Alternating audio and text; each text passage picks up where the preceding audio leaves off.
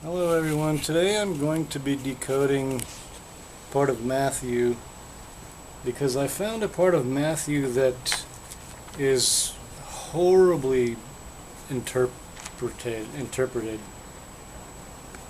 and I can't believe the interpretations that I see trying to protect colonialism from this passage. So I'm going to correct what all the preachers and Western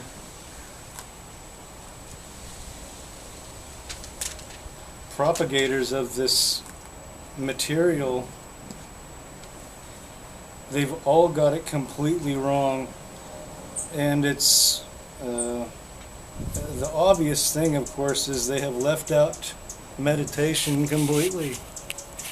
And they've tried to hide God's biological function of meditation to connect with God. These people have tried to hide it every chance they've gotten. So I am here to expose the colonials and how you've been misled.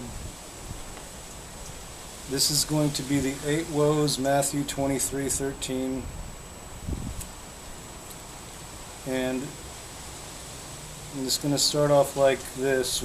But woe to you, scribes and Pharisees, hypocrites, because you shut off the kingdom of heaven from people. For you do not enter yourselves, nor do you allow those who are entering to go in. Now the church will tell you something like, the kingdom of heaven is just heaven, and people trying to go in are just trying to go into the church. No, this is not literal.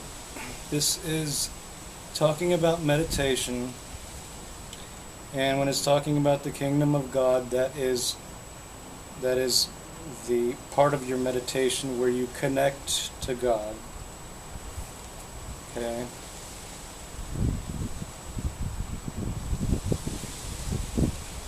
Next verse 14. Woe to you, scribes, Pharisees, hypocrites, because you devour widows' houses, and for a pretense you make long prayers.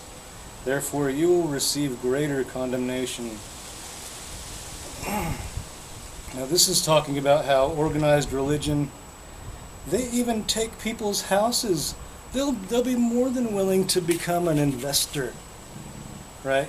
By taking your house and using it for money, right? No kidding.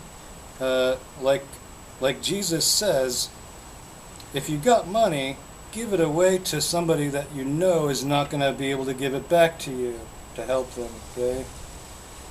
But the churches today, they'll take houses, they'll take anything. Do they just give it to anyone without thought of it being given back? No. They acquire more and more land, and which is another thing that Jesus is against. He's against the parceling out of land for money, or for any reason for that matter. Yet these Christians today, they're all for it. They don't listen to a single word Jesus has to say. They just say that they're Christian. Verse 15, woe to you, scribes and Pharisees, hypocrites, because you travel around on sea and land to make one prostyle.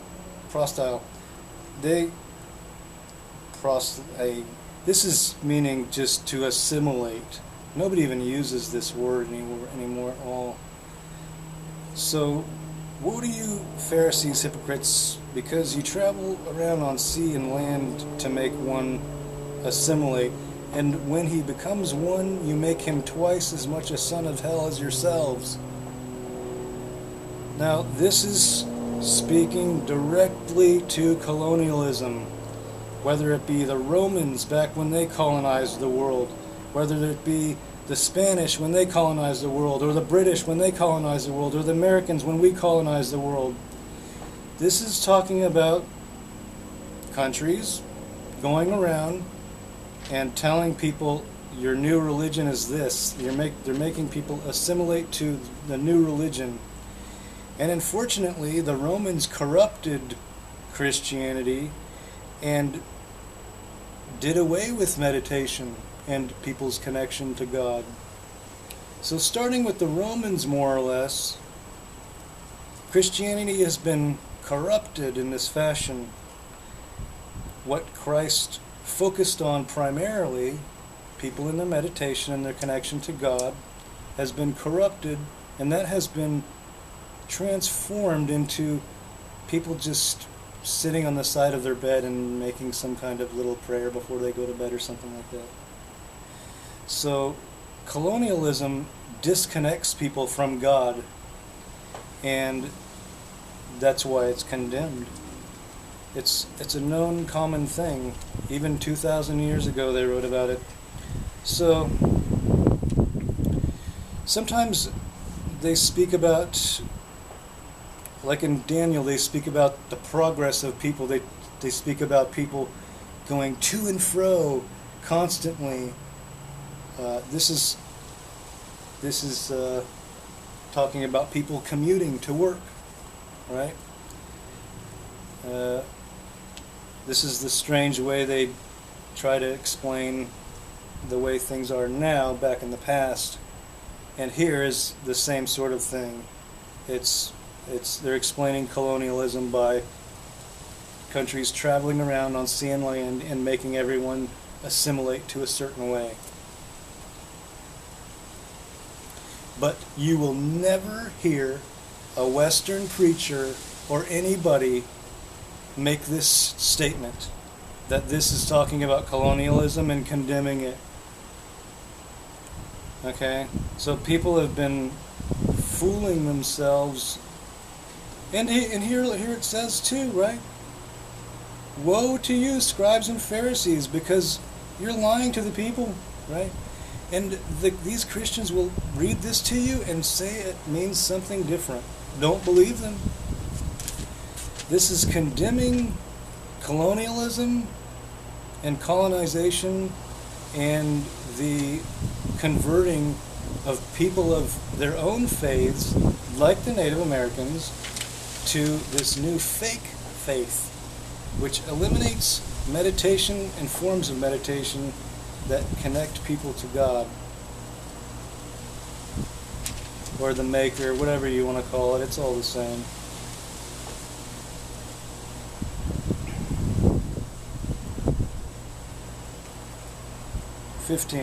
No, this is 16. Woe to you, blind guides who say, whoever swears by the temple, that is nothing.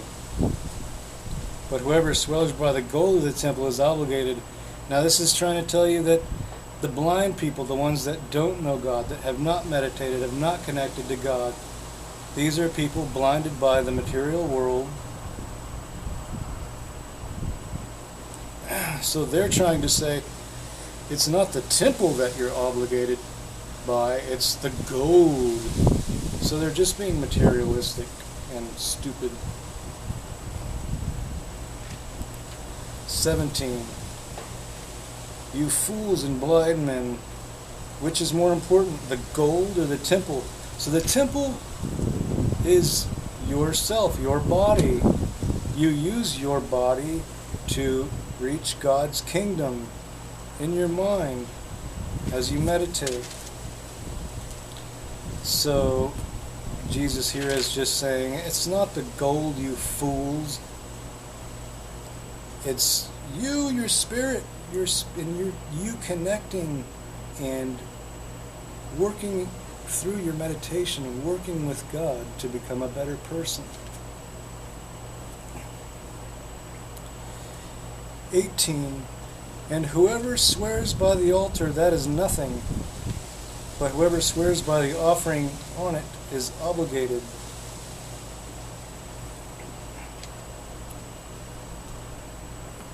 The altar is kind of tricky because sometimes they act like the altar is something special, but often they talk like the altar is just the altar.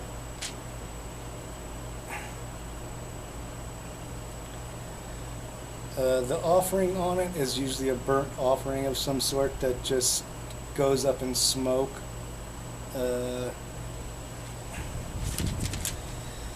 I would say that here they're trying to say that the offering is, even though it goes up in smoke, is more important than just the altar.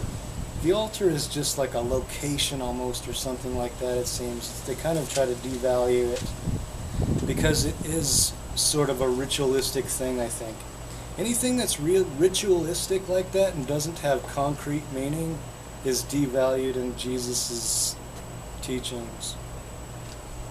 And of course that makes sense because and blind ritual is the beginning of folly, as Lao Tzu says. It's not the fruit but the flower. It's fluff.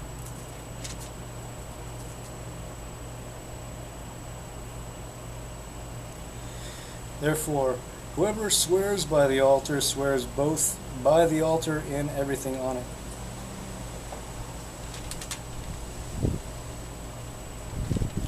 And whoever swears by the temple swears both by the temple and by him who dwells within it. So here I think it's trying to say you swear on the altar, and the altar doesn't really mean anything. But when you swear by the temple, you and God, who is in your temple when you meditate, or you're in your temple if God's not there, then that's the more important thing.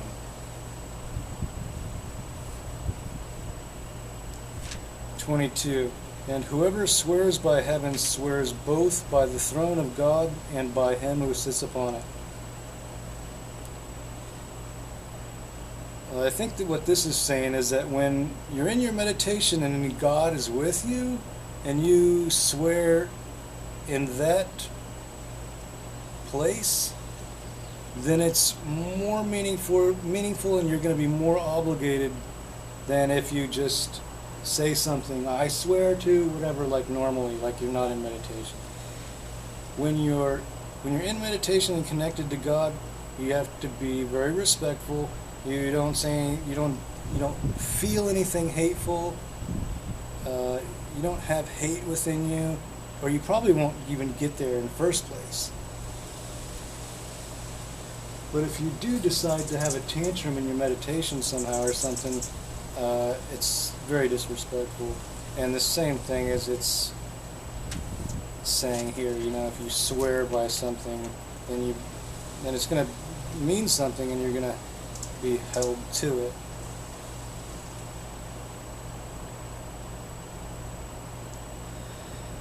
(23) Woe to you, scribes and Pharisees, hypocrites! For you tilth the mint and dill and cumin, but have neglected the weightier provisions of the law, justice and mercy and faithfulness. But these are the things you should have done without neglecting the others. So this is trying to say how lawmakers and preachers of today, that's what the Pharisees and scribes are.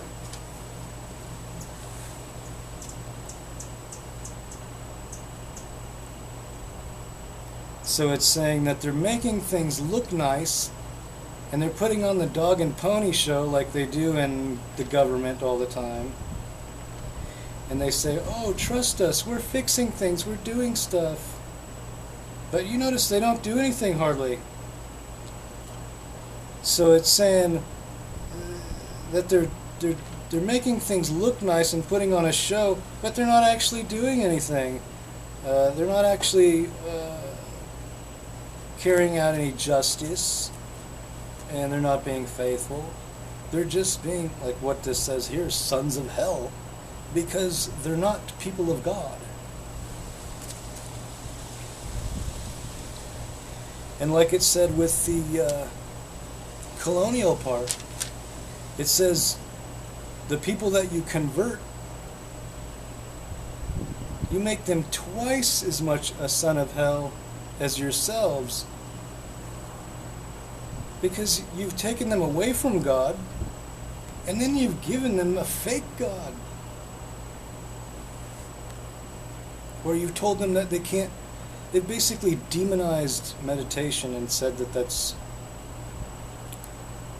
I believe there's psychological classifications even in the DSM-5, if I'm not mistaken, that that actually classify people as crazy if they are faithful to their God, right?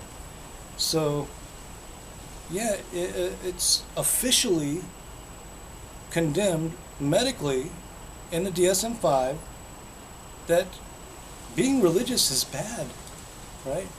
That's how crazy colonialism has got. So,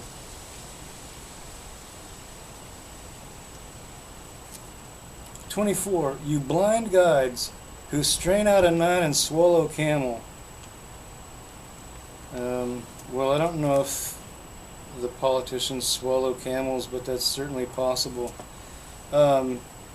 Okay, woe to you. 25. Woe to you, scribes and Pharisees and hypocrites, for you clean the outside of the cup and the dish, but inside they are full of robbery and self-indulgence. Well, as you can see, like all of our lawmakers and politicians and preachers, they're all in it for the money, right? They all operate on a bribery sort of. Even the preachers, they're like, here, put some money on the golden plate for me. I'm not ashamed. Even though Jesus is like, give away all your money, they're like, give me the money. Now, they claim to do good things, but usually you find out that a lot of it goes into somebody's pocket. I've seen that many times myself. So, yeah, that's why our lawmakers don't get a whole lot done, because they're corrupt, right? They operate on a bribery system. It's totally legal to give money to any politician for anything. Bribery is totally legal. 26. You blind Pharisee, first clean the inside of the cup and the dish, so that the outside of it may become clean also. So it's saying that the lawmakers, they make themselves look pretty and fancy, and they look like they should be functional, but they're not functional. They're just, like it says here, they're just full of dead men's bones and all uncleanness. Woe to you, scribes and Pharisees, hypocrites, for you are like whitewashed tombs, which on the outside appear beautiful, but inside they are full of dead men's bones and all uncleanness. This is basically saying that they're about as bad as they can get, but they make themselves look like they're as clean as can be.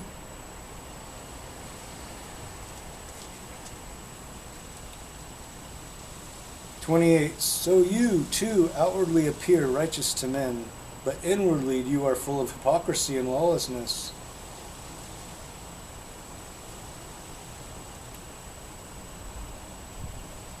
Yeah, we see it every day. The hypocrisy is just staggering. It's constantly just do as I say, not as I do. And then you see people in the government getting in trouble, and they find out that they've done horrible crimes. Do any of them ever get in trouble? No.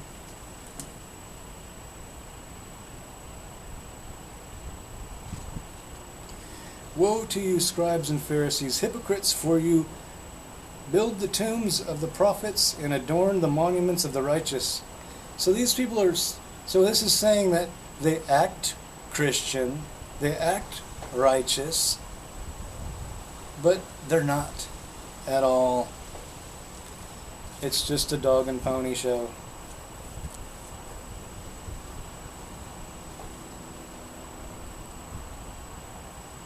"30. And say, if we had not been living in the days of our fathers, we would not have been partners with them in shedding the blood of the prophets." So they're just saying that they wouldn't have condemned Jesus. They're good Christians, but at the same time, they demonize meditation. and say that meditation is just some crazy foreign thing or something, right? Even though Kabbalah is like a total Jewish thing, right? They're just like, oh, it's just something terrible about that, right? But they say they're good Christians. But then Jesus says to be a good Christian, you got to meditate. But they somehow figured that they could just erase that whole thing. Isn't that something?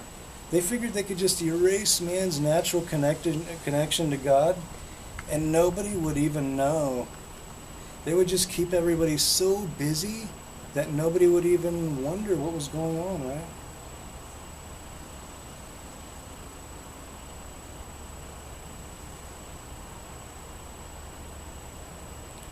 "32. Fill up then the measure of the guilt of your fathers."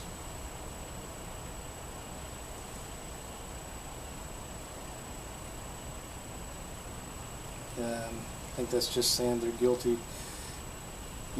33. You serpents, you brood of vipers, how will you escape the sentence of hell?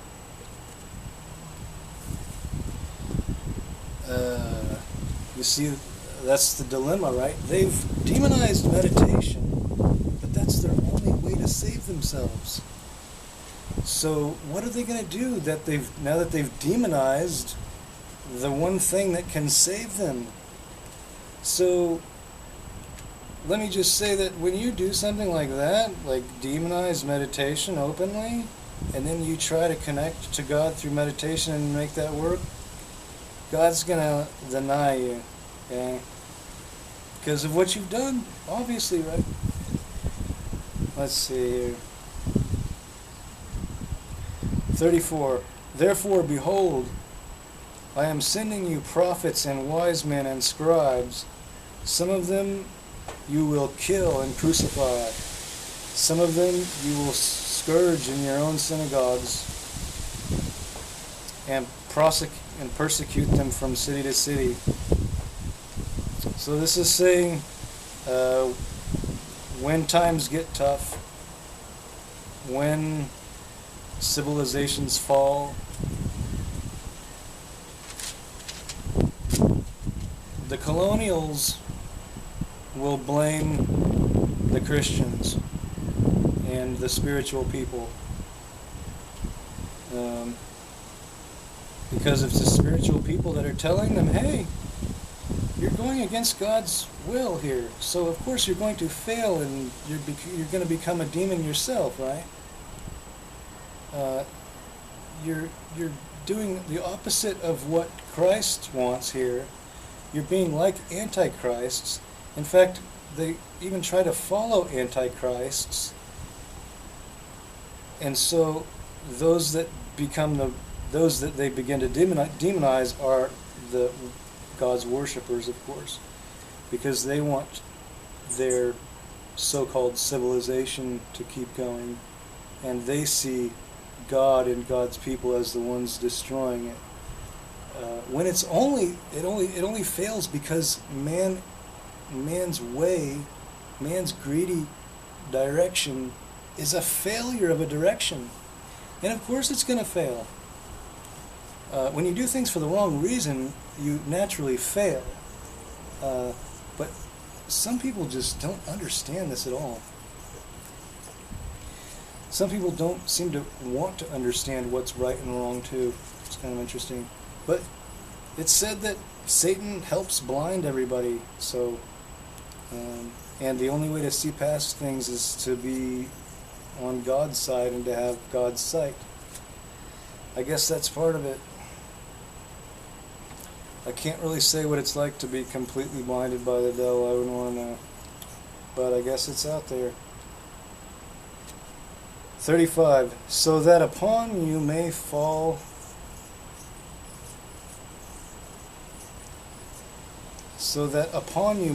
the guilt of all the righteous blood shed on the earth, from the blood of the righteous Abel to the blood of Zechariah, to the son of Berchiah, whom you murdered between the temple and the altar.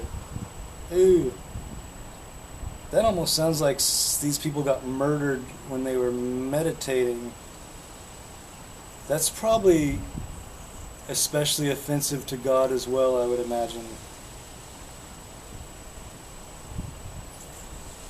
Truly I say to you, all these things will come upon this generation.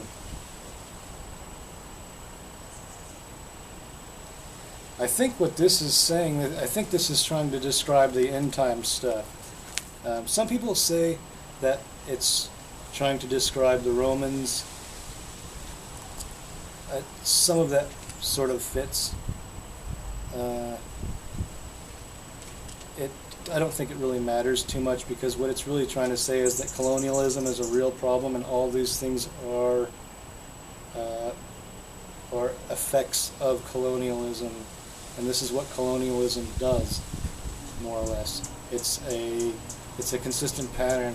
Colonialism is colonialism. It's conquering places to dominate them and control them and to prosper technologically, right? That's what they're always after. They're after technological progress, no matter what, at the expense of anything. And that's a huge problem, considering the earth is finite and fragile. And the main thing I want to point out here, though, is that when you look at what this means, if you ask colonials what this means, they won't mention a single thing about colonization and the assimilation of other religions and spiritualities. They won't talk about that at all. And it's the biggest corruption ever. Thanks.